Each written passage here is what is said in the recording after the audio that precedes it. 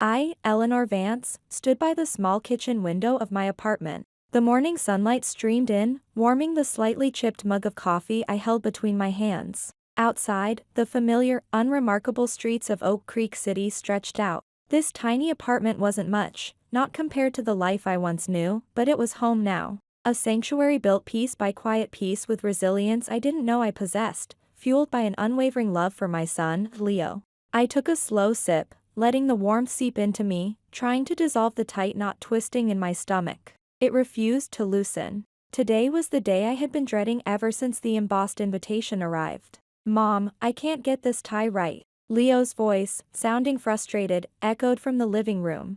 I turned, a small smile touching my lips despite the anxiety churning inside me. My 8-year-old son stood in front of the hallway mirror, his small fingers fumbling helplessly with the dark red tie draped unevenly around his neck. Setting the mug down on the worn countertop, I walked over and knelt in front of him. My fingers gently smoothed the silky fabric. "Yes, these can be tricky little things," I said, keeping my voice soft and reassuring. "But don't worry, Mom's got you covered." As I expertly looped the fabric into a neat, respectable knot, a sharp pang tightened in my chest, stealing my breath for a second. I knew exactly what today represented. Sophia, David's sister, was getting married. The absolute last place on earth I wanted to be was at that wedding, surrounded by David's family.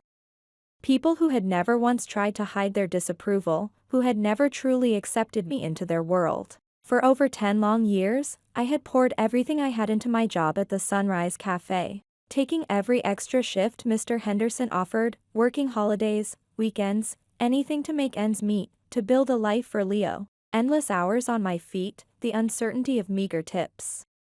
Dealing with customers who ranged from kind to inexplicably cruel, it was all part of the daily grind. Yet, I never complained, not out loud anyway. I had to be strong. For Leo. 3 years ago, my carefully constructed world had shattered. The discovery of David's affair hadn't been subtle, he hadn't even tried to hide it toward the end. Sophia. His own sister. It felt like a particularly cruel twist of the knife. "I want a divorce, Eleanor," he had stated, his voice devoid of hesitation, as if discussing the weather. There was no room for argument, no space for the pain that ripped through me. I hadn't cried that day, not where he could see. My 35-year-old self had simply nodded, packed a few essential bags, and moved back into my parents' cramped spare room, taking a bewildered 5-year-old Leo with me. There was no begging, no desperate confrontation. Just a quiet, hollow acceptance. That was my pride, I suppose. My stubborn refusal to break down in front of the man who had broken our vows, broken my heart. But pride was a flimsy shield against the constant, subtle barbs thrown by David's family. His mother, Margaret, a woman whose social standing seemed her only defining trait, had always made her feelings crystal clear. From the moment David introduced me, she saw me as nothing more than an unfortunate mistake in her precious son's life. A waitress, barely out of high school then, who had somehow trapped him, who had no business marrying into their supposedly superior world. Sophia, David's younger sister, armed with her OCSU degree and an air of entitlement, had been no different. She'd never missed a chance to deliver a backhanded compliment or a pointed remark designed to remind me of my place. Leo had noticed it too, long before I wanted him to. He was exceptionally bright for his age, perceptive, sensitive to the currents unspoken between adults. "Grandma Margaret and Aunt Sophia don't like you very much, do they, Mom?" he had asked once. His small face etched with a worry that shouldn't belong to a child.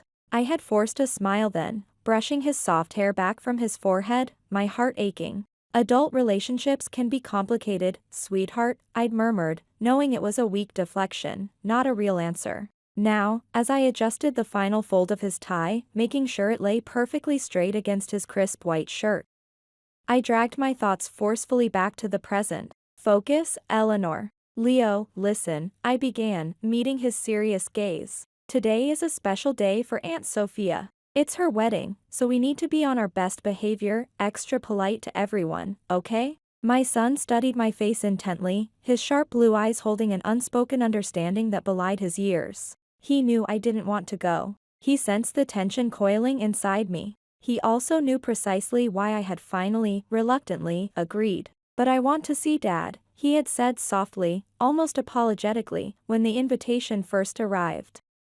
His voice laced with a longing that tore at me. I had hesitated for days, the thought of facing them all making me physically ill. But eventually, I relented. This wasn't about my pain, my pride, or my resentment. It was about Leo. It had to be. I smoothed the fabric of my own simple navy dress, a sensible choice from a consignment store. Hoping my hands weren't trembling as much as they felt like they were. I had deliberately chosen something understated, something professional yet forgettable, something that wouldn't draw attention. But I had a sinking feeling that no matter how much I tried to fade into the background, today was going to be different. I could feel it deep in my bones, a cold premonition. Before we stepped out of the apartment door and into the uncertain day, I placed my hands gently on Leo's small shoulders.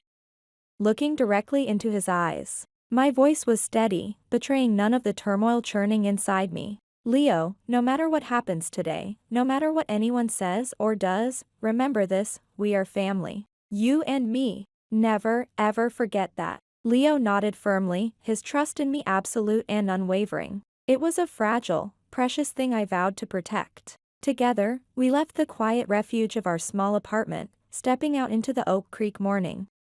Utterly unaware that the hours ahead would irrevocably change both our lives forever. As the taxi pulled up to the imposing entrance of the Waterfront Grand Hotel, I felt my chest physically tighten, my breath catching in my throat. This place screamed money and influence. Massive crystal chandeliers glittered through the towering glass windows, casting intricate patterns on the immaculately polished marble floors within. The sheer, unapologetic extravagance of it all amplified my feeling of being an outsider, an imposter in a world I didn't belong to. I took a slow, deliberate breath, trying to calm the frantic fluttering in my chest, and turned to Leo beside me. His small hands were fidgeting restlessly in his lap, his eyes wide as he took in the grandeur. "You ready, buddy?" I asked, forcing a brightness into my voice that I didn't feel. Leo nodded, a quick, jerky movement, but I could see the flicker of hesitation, mirroring my own anxiety, in his eyes. Stepping inside, we were enveloped by the scent of expensive perfume mingling with the sweet, heavy fragrance of thousands of fresh roses. The air hummed with the chatter and laughter of elegantly dressed guests already mingling in the vast, opulent reception hall. Waiters in crisp white uniforms moved with practiced, silent elegance, weaving through the crowd with trays laden with flutes of bubbling champagne. I took Leo's hand, his small fingers gripping mine tightly, and led him towards the reception table. A young woman in a severe black dress stood behind it, consulting a guest list on a clipboard. "Ms. Vance," she inquired, her pen hovering over the paper as she scanned the names. She paused for a fraction of a second, her brow furrowing slightly in confusion or perhaps pity. "If you could please wait just one moment." My stomach lurched. I exchanged an uneasy glance with Leo, my grip instinctively tightening on his hand. The receptionist leaned over and whispered something discreetly to another staff member standing nearby. That staff member glanced quickly towards us, a flicker of something unreadable in their expression, nodded curtly, and then disappeared into the throng of guests. Something was definitely wrong. My initial dread intensified. A moment later, the receptionist returned, pasting on a tight, nervous smile that didn't quite reach her eyes. "Right this way, please, Ms. Vance." I followed her numbly, Leo clinging close to my side, as she led us through the cavernous grand hall. We passed clusters of impeccably dressed guests, their conversations barely pausing, their glances sliding over us as if we were invisible, or worse, insignificant. And then I saw it, our designated table. For a moment, my mind refused to process what I was seeing. It couldn't be right. My breath hitched painfully in my throat. There were no name tags, nothing so overtly crass. Instead, our table, table 23, was tucked away in the furthest corner of the enormous room, almost hidden behind a large potted palm, pressed uncomfortably close to a swinging door marked "Service Staff Only." It was isolated, pushed aside, miles away from the main bridal table where David and Sophia would sit with Margaret and the groom's family. A physical manifestation of our status, unwanted, unimportant, easily ignored. A cold chill snaked down my spine, sharp and debilitating. The humiliation wasn't spelled out on cardstock this time, but it was just as deliberate, just as cruel. It was a calculated act of social banishment. My first, overwhelming instinct was to grab Leo's hand, turn around, and walk straight out of that suffocatingly opulent hall. We didn't belong here. They had gone out of their way to make sure we understood that loud and clear. But then my gaze fell upon my son. Leo was staring at the table's isolated location. Then back towards the warmly lit main tables where other families were laughing and greeting each other. His small hands were clenched into tight fists at his sides. His jaw was set stubbornly, his eyes shining with a mixture of confusion and a hurt that cut me deeper than any personal insult could. I swallowed the thick lump forming in my throat, forcing myself to remain calm, to project an aura of normalcy I didn't feel. For Leo. Always for Leo. Taking a deep breath, I pulled out a chair at the undesirable table. "It's okay, sweetheart," I murmured softly, hoping my voice sounded more convincing than I felt. "It's a big room, sometimes seating is just random." Leo didn't respond verbally. He simply slid into the chair beside me, his small body rigid, his expression unreadable, already building walls I couldn't penetrate. The hall continued to fill around us, the noise level rising as more guests arrived, finding their presumably better placed seats. The clinking of glasses and bursts of laughter created a festive atmosphere that felt jarringly disconnected from the cold knot of dread in my own stomach. And then, Margaret arrived. Regal and imposing in a shimmering silver gray gown, pearls gleaming expensively at her neck and ears. She swept through the crowd like royalty surveying her court. Her gaze scanned the room, sharp and assessing. When her eyes finally landed on us, tucked away in our corner, she paused. A barely perceptible smirk, cold and triumphant, tugged at the corner of her perfectly painted lips. She glided over, her expensive perfume preceding her. "Oh, Eleanor." Her voice dripped with feigned surprise, loud enough for nearby guests to overhear. "You actually came." She flicked a glance at Leo. "And little Leo, too. How nice of you to join us." I refused to give her the satisfaction of a reaction. I simply offered a tight, polite smile and a small nod, my insides churning with resentment. Margaret barely acknowledged her grandson, her gaze dismissing him as quickly as it had dismissed me. Before turning away with a swish of silk to greet other, presumably more important, guests arriving nearby. My hands clenched in my lap beneath the table. Then the music swelled, soft strings filling the air. The ceremony began, unfolding in a hazy blur of solemn vows, the exchange of gleaming rings, and polite, scattered applause. Sophia entered, a vision in an extravagant white gown that must have cost more than I earned in 6 months. Her smile was dazzling, almost predatory, as bright as the diamonds sparkling on her neck. I kept my expression carefully neutral, clapping when appropriate, though inside I felt like an alien observer. Watching a play unfold in a world that had long ago ejected me, chewed me up and spat me out. The reception dinner followed swiftly after the ceremony. The tables, including ours in the corner, were adorned with sparkling crystal glasses and heavy, gold-plated cutlery that felt foreign in my hand. Attentive waiters moved gracefully between the tables, refilling water glasses and setting down plates piled high with elaborate, artfully arranged food. Then, the distinct clink-clink-clink of a spoon tapping against a champagne glass cut through the conversational buzz, demanding attention. The room gradually fell silent. Margaret had stood up, a microphone held firmly in her hand, a practiced smile fixed on her face. "Ladies and gentlemen," she began, her voice smooth and rich with practiced, upper-crust elegance, resonating through the hall's speaker system. "We all remember Sophia, of course. So accomplished, with her OCSU degree and that certain confidence she always carried.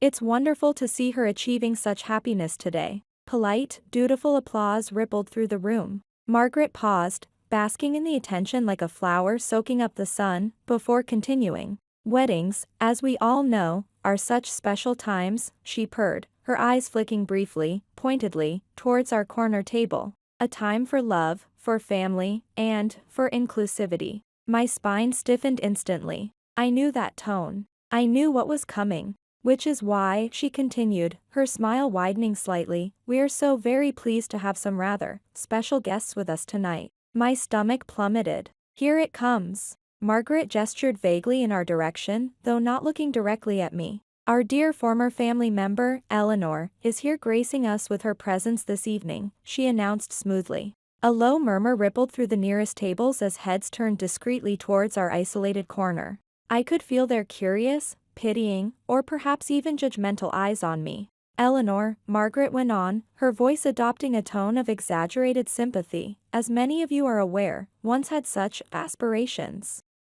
Dreams of a different life, I believe. She paused for effect, letting the implication hang in the air. But life, as it does, took a different turn. A few uncomfortable coughs broke the silence. I stared down at my lap, my fingers twisting the cheap napkin into knots. My cheeks burned with shame. Margaret wasn't finished twisting the knife. And now, she continued, her voice laced with a cloying, condescending sweetness that made my skin crawl. She dedicates herself so fully to young Leo and her work at the Sunrise Cafe. She waved a dismissive hand. It just goes to show, doesn't it? Finding contentment in one's own circumstances, understanding one's proper place in the world.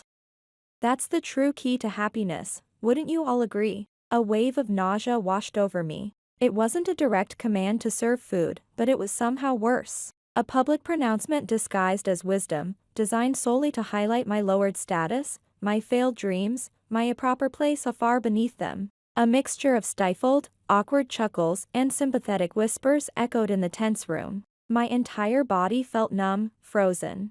I could feel every single pair of eyes on me, waiting for me to crumble, to react, to confirm her assessment. My throat burned with unshed tears and swallowed rage, but no words came. I wouldn't give her the satisfaction. From the corner of my eye, I saw David, seated at the main table, swirling the amber liquid in his glass, deliberately looking away. His jaw tight with discomfort. But he did nothing, said nothing, just like always. The room seemed to blur around me, the condescending smiles, the hushed whispers, the weight of their collective judgment pressing down on me. Suffocating me. Humiliation washed over me in hot, sickening waves. I wanted desperately to stand up, to grab Leo, to flee this place and never, ever look back. But then, something shifted. Beside me, Leo's chair scraped loudly against the polished marble floor. The harsh sound cut through the strained silence. I whipped my head around just in time to see him standing up, small but resolute. The entire room fell utterly silent. Every eye swung towards the small boy standing defiantly by the corner table. My heart hammered against my ribs like a trapped bird. Leo, my quiet, sensitive 8-year-old son, stepped forward slightly, away from the table. His small frame seemed impossibly brave as he faced the sea of well-dressed, astonished adults. His voice, when he spoke, was unexpectedly steady, clear, and unwavering, carrying easily through the silent hall. "Excuse me," he said politely, but firmly. "I have a present for the bride." The remaining whispers instantly died. The awkward chuckles ceased. Sophia's radiant smile froze on her face, faltering. My breath caught in my throat, a mixture of terror and fierce pride surging through me. I realized with a jolt that Leo wasn't just making a statement. He had a plan. And whatever he was about to do, whatever secret he was about to reveal, would shatter this carefully constructed facade forever. Leo pushed his chair back further, the scraping sound echoing again, unnaturally loud in the sudden, absolute silence. It felt like the slice of a blade through tense fabric. My breath hitched, caught somewhere between fear and awe. As I watched my son walk with purpose toward the low stage where the band had been setting up. His small frame moved with an air of quiet, unshakable determination. His face was set in an expression of concentration that made him look far older than his 8 years. The entire room, which moments before had been filled with murmurs and Margaret's condescending pronouncements at my expense, fell into a stunned, expectant hush. Every single eye followed the small boy as he climbed the few steps onto the stage. Standing barely tall enough to reach the microphone mounted on its stand. He adjusted it slightly downward, his movements precise. He took a visible deep breath, his small shoulders squaring. "Please stop making fun of my mom." His voice, though small, was perfectly steady, amplified just enough by the microphone to carry clearly through the massive, silent hall. The silence deepened, becoming heavy, almost suffocating. My heart pounded erratically in my chest, a wild drumbeat against my ribs. Leo stood there alone, a small figure in a suit that was perhaps a size too big, facing down an entire room of wealthy, influential adults. His hands clenched tightly into fists at his sides. My mom works really, really hard every single day, he continued, his voice gaining strength. It didn't shake, though I saw his fingers twitch almost imperceptibly against the microphone stand. She wakes up at 5 o'clock every morning, even on weekends, just to pack my lunch so I have something good to eat at school.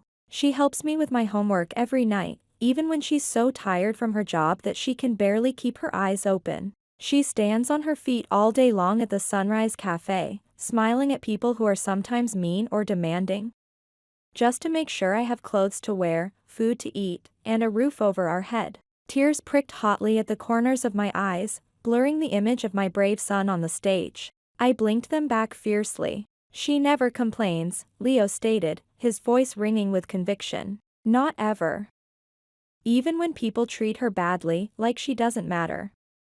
Even when people, like some people here, laugh at her or try to make her feel small. His gaze, startlingly direct, swept across the room. His bright blue eyes, so like his father's but filled now with something fierce and utterly unbreakable, seemed to challenge them all. But nobody, he declared, his voice rising slightly, nobody has the right to treat my mom like this. Nobody. Margaret, recovering from her initial shock, cleared her throat loudly, stepping forward towards the stage with an uneasy, forced chuckle. My, what a passionate little fellow, she cooed, her voice dripping with false, patronizing sweetness. Leo, darling, why don't we leave the grown-up discussions for later?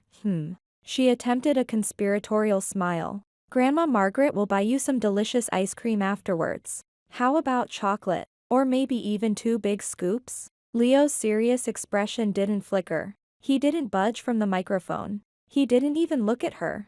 I don't want any ice cream, Grandma Margaret. Margaret's sickly sweet smile faltered, confusion and irritation clouding her features. I want people to stop treating my mom like she's nothing, Leo said, his voice sharp now, cutting through the pretense. Because she's not nothing. She's my everything. A shocked murmur rippled through the crowd. A few guests shifted uncomfortably in their seats, avoiding eye contact. The atmosphere had shifted palpably from awkwardness to stunned disbelief. Margaret opened her mouth again, likely to dismiss him condescendingly, perhaps to signal for someone to remove him from the stage. But Leo wasn't finished. I wasn't going to say anything today, he admitted, his small fingers tightening their grip on the microphone stand. I was just going to be polite, like Mom told me. But after what you just said, Grandma Margaret, after how you tried to hurt her, I think everyone here deserves to know the truth. I stiffened, my blood running cold. Truth? What truth? The truth. A nervous, questioning ripple spread through the remaining guests. Sophia, seated regally at the head table beside Arthur, suddenly sat bolt upright. Her eyes darted nervously from Leo to David, then to Margaret, then back to Leo, her face paling beneath her makeup. What on earth are you talking about, sweetheart? She asked quickly, forcing a strained, bright smile. This is a wedding. A happy occasion. Let's not spoil it with silly dash. I heard you, Leo interrupted, his voice quiet but firm. His little shoulders were visibly tense now, braced for impact. The room went utterly still once more. Sophia's brittle smile froze, then shattered. David sat rigid in his chair beside her, his knuckles white where his fingers gripped the edge of the pristine white tablecloth. Leo swallowed hard, a small, audible gulp amplified by the microphone, but his eyes, fixed somewhere in the middle distance, didn't waver. 3 days ago, he began, his voice meticulously clear, I went over to your house, Aunt Sophia. Mom asked me to drop off a card she forgot to mail, and it was on my way to my piano lesson. But when I got close to the porch, I saw Dad's car parked down the street. David's face turned ashen. He looked like he might be sick. My own stomach twisted violently, a sickening premonition dawning. The front door was open just a little bit, Leo continued steadily. Maybe you didn't latch it properly. And I heard you talking inside. You and Dad. A visible shudder ran through Sophia. Her hands flew to grip the edge of the tablecloth, her knuckles matching David's. That's ridiculous, Leo, she stammered quickly, her voice high-pitched with panic. You're just a child. You must have misheard something. Kids imagine things dash. No, Leo stated calmly. I didn't mishear. And I have proof. He reached into the inner pocket of his slightly too large suit jacket and pulled something out. My breath caught in a sharp gasp. It was a phone. An older model smartphone. David's old phone. The one David had given Leo for his birthday months ago, after upgrading his own. The blood completely drained from Sophia's face, leaving it a ghastly white. Margaret let out a small, strangled sound. Leo, with surprising calmness, tapped the screen a few times, then held the phone up close to the microphone. For a tense second, there was only silence, then a faint crackle of static. And then came the voices. Clear and undeniable. Arthur must never find out, David. Never. Sophia's voice, sharp and conspiratorial. I've calculated the dates perfectly. He'll think the baby is his. It has to work. A collective gasp swept through the audience. Someone nearby knocked over a water glass with a sharp crash. Another voice joined the first. David's. Lower, hesitant, but complicit. Just be careful, sophomore. If this gets out. Sophia's voice again, laced with smug satisfaction. Don't worry about that. Worry about the wedding. I want to see Eleanor's face. Mom is totally on board, you know. She helped plan the seating. We'll make that waitress and her kid a complete laughingstock in front of everyone. David's voice, resigned. All right, all right. Seeing Eleanor finally put in her place, yeah.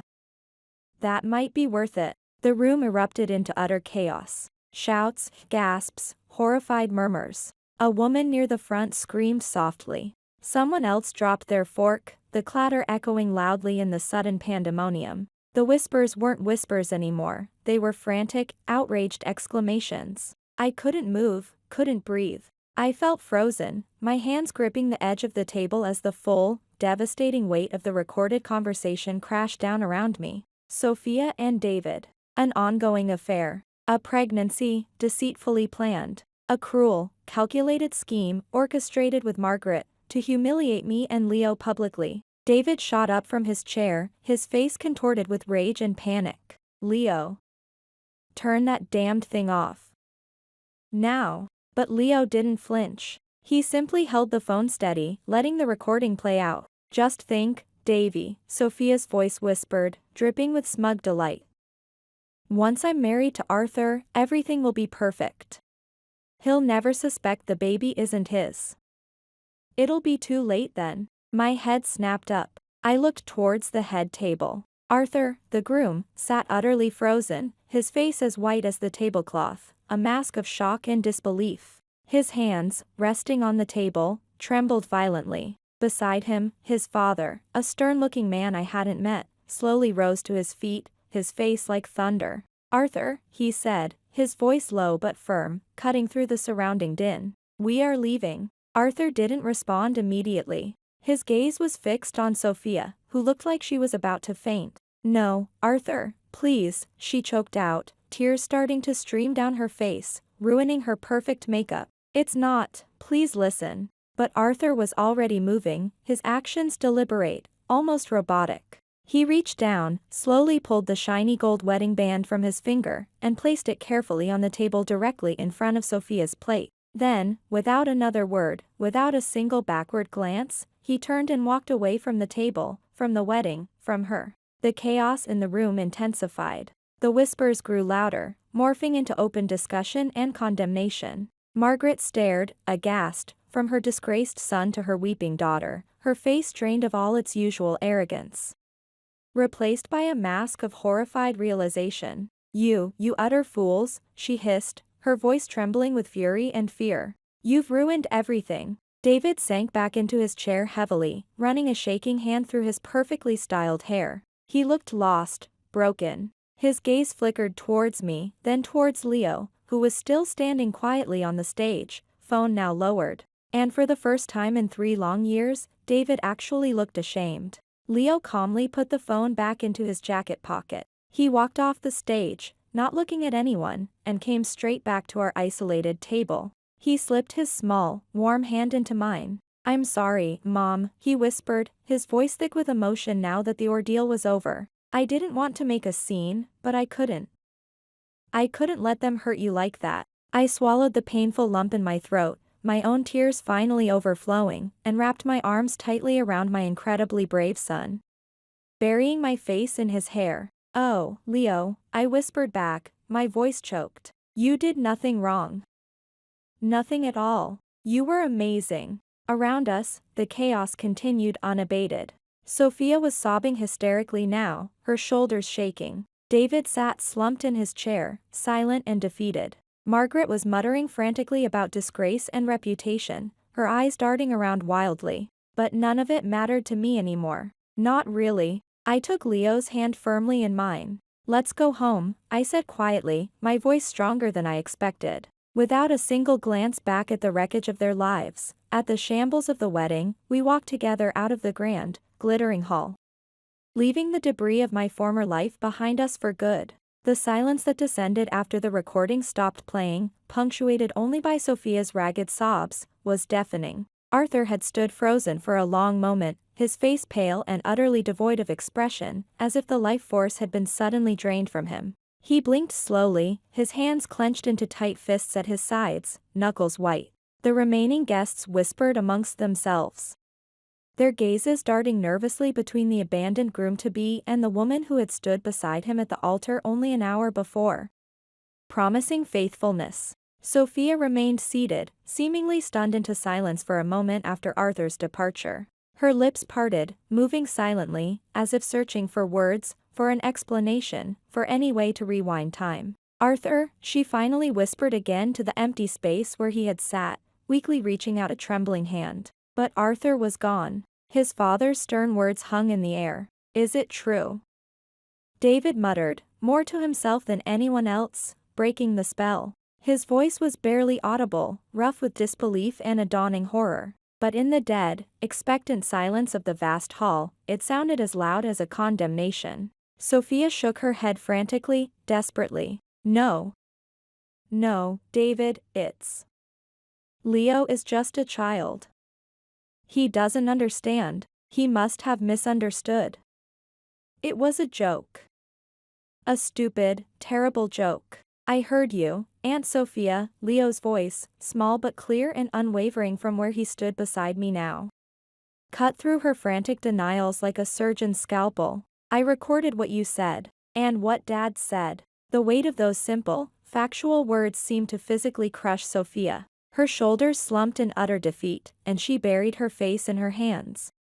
Her elaborate hairstyle coming undone as racking sobs shook her entire body. Arthur's father, his expression hard and unforgiving, had already turned to follow his son. His quiet fury was palpable. He didn't need to say another word. Arthur exhaled, a long, shaky breath escaping his lips. His eyes lingered for a final, heart-wrenching moment on Sophia's crumpled form. Then, with slow, deliberate movements that spoke volumes, he had reached for the ring. Sophia lifted her tear-streaked face at that moment, her eyes pleading. "Arthur, please," she choked out, the words barely intelligible through her sobs. "Please, I love you. We can fix this dash." Arthur let out a short, hollow laugh utterly devoid of humor. "Love?" He shook his head slowly, a look of profound disillusionment settling on his features. "You were carrying the child of your former brother-in-law, Sophia." His voice was dangerously quiet now. "And you meticulously planned to lie to me about it, to pass him off as my own, for the rest of our lives." He paused, letting the ugly truth hang between them. "Whatever that was," he finished, his voice flat, "it wasn't love." Sophia lunged forward then, desperately grabbing at his hands, trying to hold on to him. "It was a mistake. A terrible mistake. I was scared. I didn't know what to do. Arthur pulled his hands away sharply, stepping back as if burned. He shook his head again, a final, decisive gesture. He turned, slipped the heavy gold band off his finger, and placed it with deliberate, almost gentle precision on the table, right beside her untouched plate of expensive food. Without uttering another word, he had turned on his heel and walked swiftly away, his back straight, his stride purposeful. He didn't look back. The whispers in the room instantly turned into louder murmurs, shocked gasps, hushed but urgent conversations. The shuffling sound of guests hastily gathering their belongings and rising from their seats filled the air. Arthur's parents led the exodus from the ruined wedding hall, their family friends and other stunned guests following quickly in their wake. Eager to escape the toxic atmosphere, the grand, opulent wedding had imploded in a matter of minutes. The spectacle was well and truly over. David, who had remained slumped in his seat, let out a long, shaky breath and slowly, painfully, pushed himself to his feet. His gaze flickered nervously from the sobbing Sophia to where I stood with Leo, then finally settled on his son. He swallowed hard, his Adam's apple bobbing visibly. There's no point denying it now, he muttered, rubbing his hand tiredly over his face. It's true. All of it. Sophia gasped again, as if his blunt admission was a fresh blow. David. How could you? She shrieked at him through her tears. I just told the truth, Sophia, he snapped back, a flicker of his old weakness replaced by weary resignation. What you wanted me to say doesn't matter anymore. The truth is out. Sophia broke down completely at that, collapsing back into her chair, sobbing uncontrollably into her hands. Margaret, who had stood frozen, watching her carefully orchestrated world crumble around her, suddenly found her voice again, sharp and venomous. You absolute, utter fools, she hissed, her voice trembling with rage. Her eyes darted wildly around the rapidly emptying room, taking in the disgusted stares and averted gazes of the few guests who remained. Mostly out of morbid curiosity. You have disgraced this family. Utterly disgraced us. Do you have any idea at all, what you've done? David shot her a look filled with years of repressed resentment and newfound bitterness. I learned from the best, mother, he retorted coldly. Margaret actually recoiled, staggering back a step as if physically struck. Her face crumpled. For years, this proud, arrogant woman, my former mother-in-law, had looked down on me, judged me. Treated me as though I were less than dirt beneath her expensive shoes simply because I worked for a living and hadn't come from the right background. But now, she stood amidst the ruins of her own making, the architect of her family's public disgrace. Crushed beneath the weight of judgment from the very same people she had tried so desperately to impress. And me?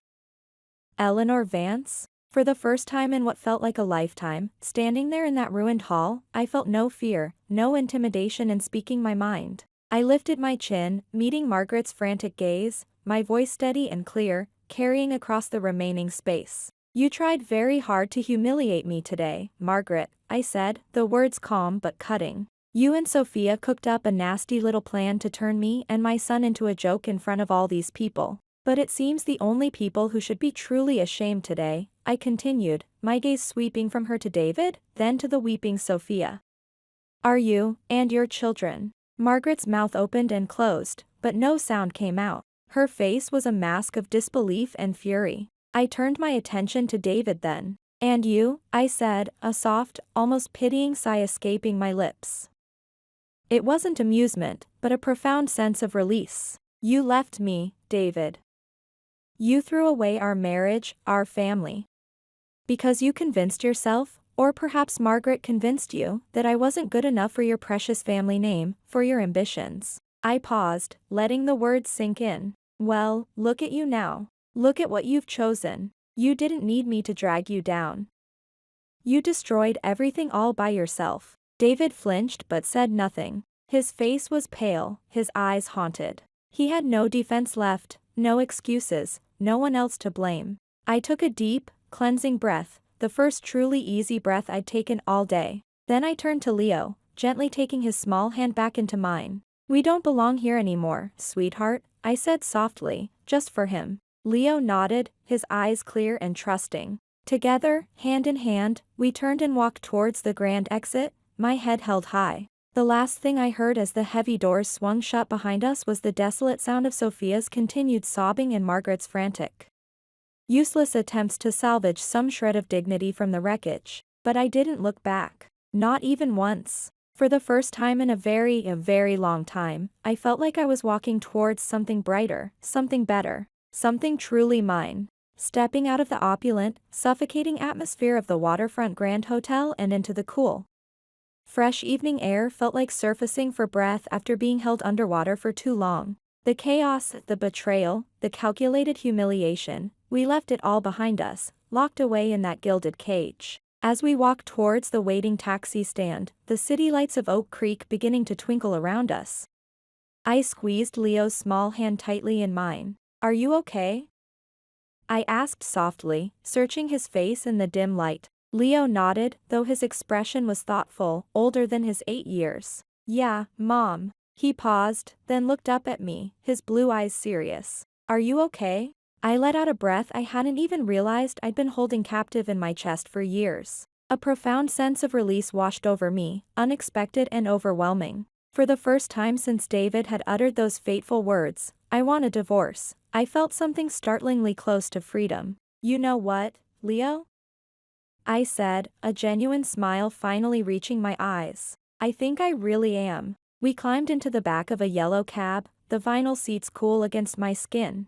As the car pulled away from the curb, leaving the imposing facade of the Grand Hotel shrinking in the distance, I didn't spare it a single backward glance. That world, David, Sophia, Margaret, the judgment, the pretense, none of it mattered anymore. It was their wreckage, not mine. The weeks that followed the disastrous wedding were nothing short of transformative, like stepping out of a long, dark winter into an unexpected spring. Life shifted, subtly at first, then more profoundly. One busy afternoon at the Sunrise Cafe, as I finished wiping down the last sticky tabletop after the lunch rush, the owner, Mr. Henderson, a fair man in his late 50s with kind eyes, called me into his small, cluttered office. "Eleanor," he began, leaning back in his worn office chair and steepling his fingers. "You've been with the cafe for, what is it now?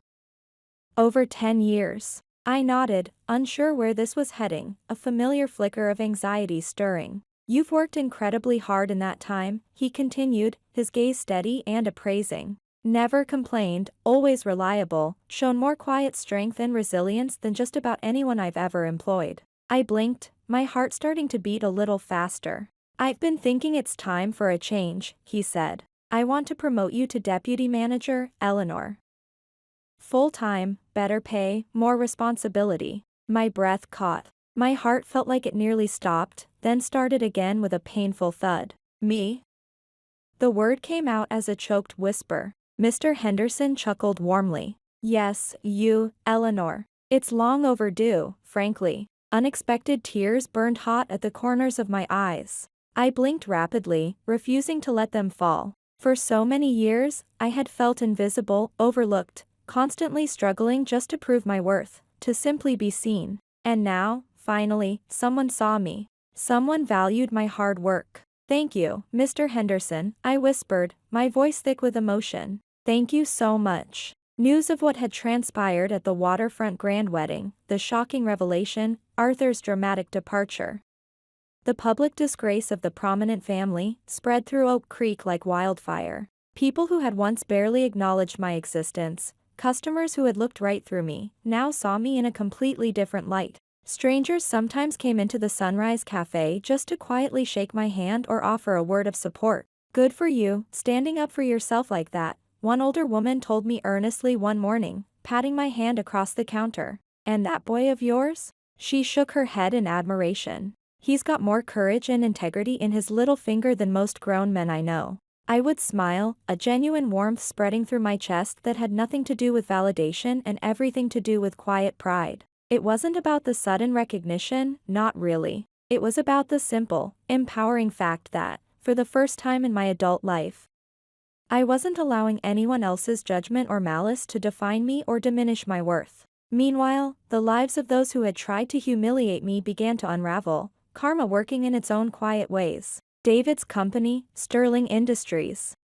Upon discovering the full extent of the scandal and the resulting damage to the family name associated with his management role, quietly restructured his position. He was demoted, pushed into a dead-end administrative role with significantly less responsibility and pay. His once pristine professional reputation was in tatters. The man who had once flaunted his inherited success and connections now found doors politely closing in his face. The whispers followed him everywhere. Sophia, unable to bear the constant stares, the pitying glances, and the judgmental whispers that followed her around Oak Creek, packed her bags and moved abruptly to another city far away. She gave birth to her child alone.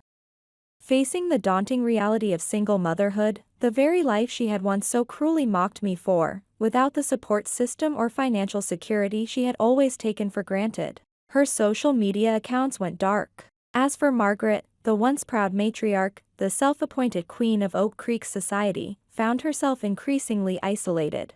The same people who had once eagerly flocked to her lavish parties and sought her favor now avoided her calls and crossed the street to avoid encountering her. The disgrace was too public, too messy. They were unwilling to associate with scandal. She was left alone in her large house, surrounded by expensive things but starved of the social validation she craved.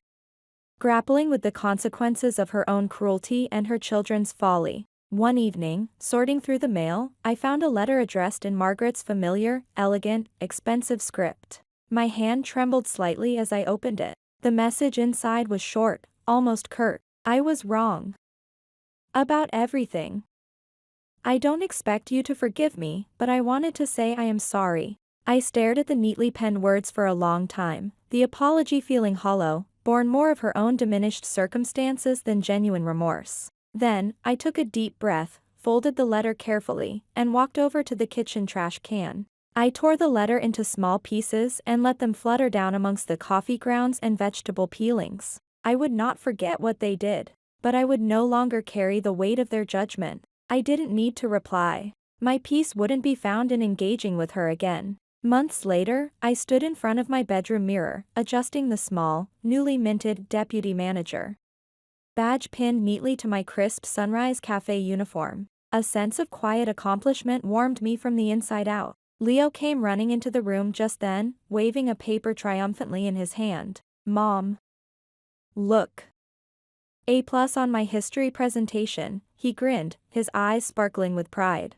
I beamed, turning to pull him into a fierce hug, inhaling the familiar scent of his shampoo and boyish energy. "That's fantastic, sweetheart. I knew you could do it." I had been humiliated. I had felt broken, discarded, less than nothing. But I hadn't stayed down. Leo and we had risen.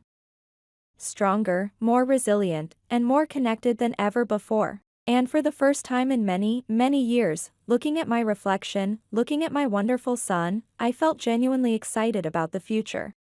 Whatever it might hold. Later that evening, I sat curled up on our comfortable, slightly worn couch, my legs tucked beneath me, watching as Leo spread his schoolbooks across the coffee table. His brow was furrowed in concentration as he meticulously worked through a challenging math problem, the tip of his pencil occasionally migrating to his mouth as he thought. He chewed on it lightly, a habit I kept meaning to discourage. Ever since that tumultuous night at the wedding, something fundamental had shifted within him, a quiet confidence solidifying. At school, he walked a little taller. He spoke up more readily in class discussions. His teachers commented on his sharp mind and his thoughtful contributions. His classmates, recognizing his quiet integrity, listened when he spoke. The boy who had once hesitated, observing silently from the sidelines, now carried himself with an understated but undeniable strength. One afternoon, a few weeks prior, he had burst through the apartment door after school, waving a certificate triumphantly, his face alight with excitement. "Mom. Mom. Guess what? I won the class debate competition today." I had beamed, dropping the potatoes I was peeling and pulling him into a celebratory hug right there in the kitchen. "Oh, Leo. That's absolutely amazing, sweetheart. I'm so proud of you." I held him at arm's length, grinning. What was the debate topic? It was about the importance of honesty, he'd said, his blue eyes twinkling with newfound confidence, and why standing up for what's right matters, even when it's hard. My heart swelled with a fierce, almost painful pride. My son wasn't just brave, he possessed a moral compass stronger than many adults I knew. He was becoming a leader in his own quiet way. Meanwhile, my own life had found a new, hopeful direction beyond the walls of the Sunrise Cafe. 3 evenings a week, after finishing my shifts, tired but determined, I attended night classes at the Oak Creek Community College. Sitting in a brightly lit classroom again after nearly 2 decades felt surreal, even intimidating at first. Surrounded by students mostly younger than myself. But I had never felt more focused, more driven. I was finally pursuing the dream I had been forced to abandon all those years ago due to family circumstances and an early marriage, studying to get my nutrition license. The textbooks were challenging, the schedule demanding, but every small step forward felt like reclaiming a lost piece of myself. One evening, as I sat at the kitchen table, highlighter in hand, flipping through a dense chapter on metabolic pathways, Leo sat across from me.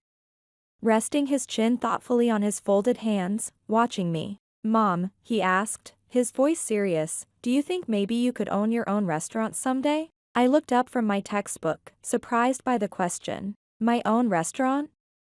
Wow, where did that come from? Yeah, Leo persisted, his eyes bright with earnest belief. You know so much about food now, with your studying and everything. And you're really good at managing things at the cafe, Mr. Henderson told me so. He leaned forward slightly. So, why not? You could make healthy food that tastes amazing. A warm, gentle smile spread across my face, touching my heart. The simple faith in his eyes was more encouraging than any A grade. Yes, Leo, I said softly, reaching across the table to ruffle his already messy hair. Maybe I can. I tapped my textbook. And this? This is the first step. Leo grinned widely, his earlier seriousness replaced by infectious enthusiasm. Okay. Then promise me, when you own the best, healthiest restaurant in the whole city, I get to be your very first customer. Deal? I laughed, a real, unrestrained laugh that felt wonderful. Deal, sweetheart. You've got it. Later that night, long after the homework was done and the textbooks were closed, we curled up together on the couch. A big bowl of air-popped popcorn nestled between us. The television played one of Leo's favorite animated movies, the familiar characters and silly jokes filling the small living room with a comfortable, ordinary peace. I found myself finally, truly relaxing, letting go of the last vestiges of the weight I had carried for so long, the shame, the resentment. The feeling of being a less than. As Leo leaned his sleepy head against my shoulder, his breathing growing slow and even, I ran my fingers gently through his soft brown hair. Marveling at him. For so many years, it had felt like the world was actively conspiring against us, that we were constantly swimming against a relentless tide. Fighting just to prove our right to exist, our worth. But not anymore. We had faced down public humiliation, devastating betrayal, and deep, soul-crushing heartbreak. But instead of letting it break us, instead of succumbing to bitterness, we had somehow emerged from the wreckage stronger, more resilient, and more fiercely protective of our small, two-person family than ever before. I knew, realistically, that there would still be challenges ahead. Life was rarely straightforward or easy. Financial struggles might persist, unexpected hurdles would undoubtedly arise. But looking towards the future no longer filled me with a sense of dread. Instead, I felt a quiet, steady sense of hope, anchored by my own rediscovered strength and the unwavering love of my son. I glanced down at Leo, now fast asleep against me, his face peaceful and untroubled in the soft glow of the TV screen. Our story wasn't one of loss, I realized with sudden clarity. It wasn't defined by David's betrayal or Margaret's cruelty. Our story was one of resilience. It was a story of courage found in unexpected places. It was a story of the unbreakable bond between a mother and her son. And it felt, truly, like it was only just beginning.